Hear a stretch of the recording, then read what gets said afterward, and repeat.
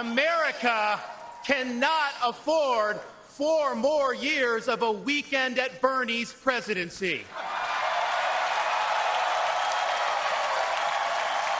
But let's be honest here. Biden is just a figurehead. He's a tool for imposing a leftist agenda on the American people.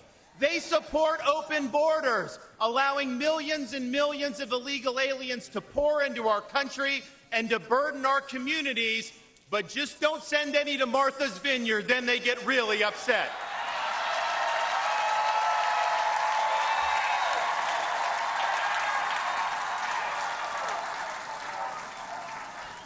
They have unleashed progressive prosecutors across our nation who care more about coddling criminals than about protecting their own communities. They use the unelected bureaucracy to impose their will on us without our consent, and they weaponize political power to target their political opponents like they've done to our own nominee.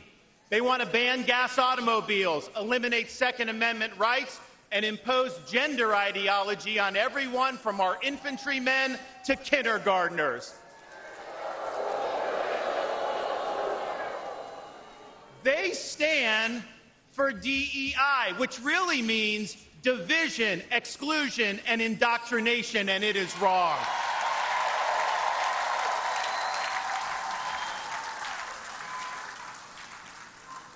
They mandated that you show proof of a COVID vaccine to go to a restaurant, but they oppose requiring proof of citizenship to cast a vote.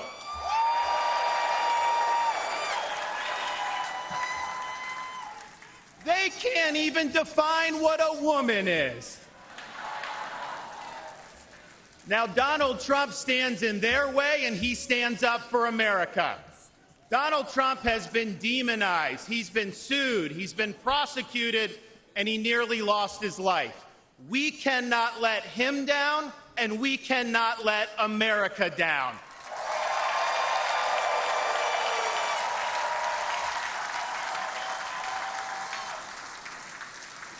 It is the values of this Republican Party that reflect our nation's founding principles.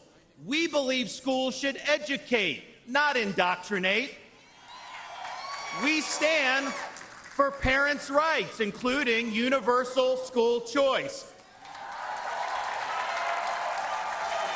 We support law and order, not rioting and disorder. We seek a strong, focused United States military, not one distracted by a social agenda. We reject entrenched political class, and we demand term limits for members of Congress.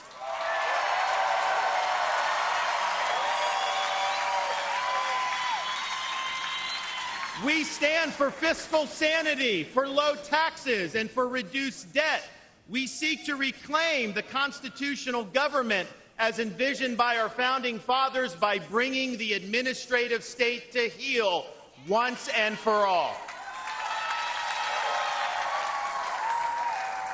We believe that you must be a citizen in order to vote, and that photo ID should be required before casting a ballot.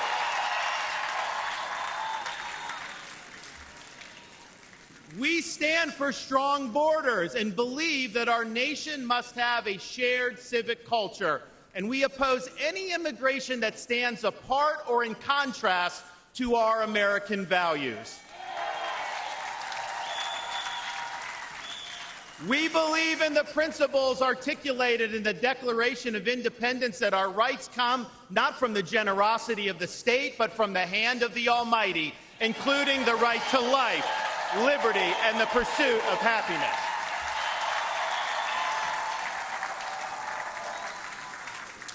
Now, none of this is easy, but it can be done.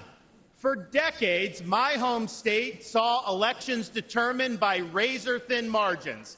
Today, due to bold leadership, the Democratic Party lies in ruins. The left is in retreat. Freedom reigns supreme. The woke mind virus is dead, and Florida is a solid Republican state.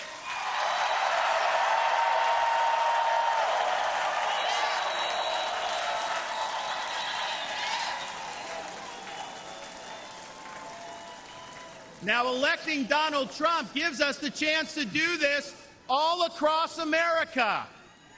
And we have a responsibility to step up and make it happen. We have a responsibility to preserve what George Washington called the sacred fire of liberty.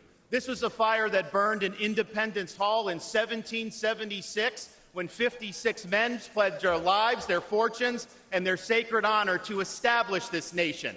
It's a fire that burned at a cemetery in Gettysburg, Pennsylvania, when our nation's first Republican president pledged this nation to a new birth of freedom. It's a fire that burned at the foot of the Berlin Wall in 1987, when our nation's 40th president stood in front of that wall and said, "Mr. Gorbachev, tear down this wall."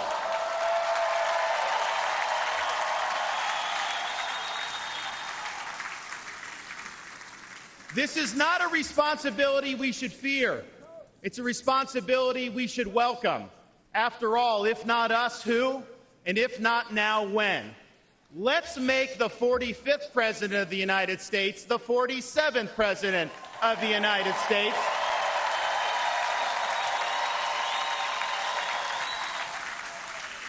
Let's elect Republicans up and down the ballot, and let's heed the call of our party's nominee to fight, fight, fight for these United States. Thank you.